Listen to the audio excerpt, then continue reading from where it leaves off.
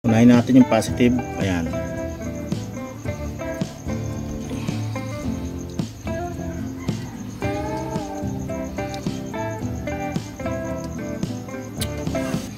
Ito yung kasunod ng positive.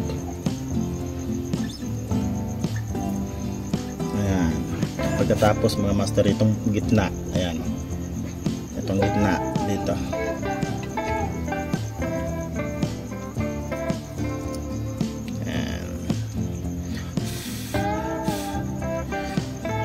Tapos yung pang-apat na wire dito sa likod. Ayan.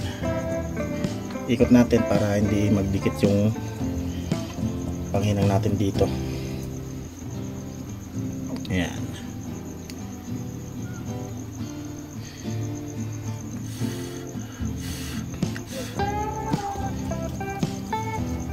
So kapalan natin mga master. Ayan. Tapos mga master, yung last, yung negative.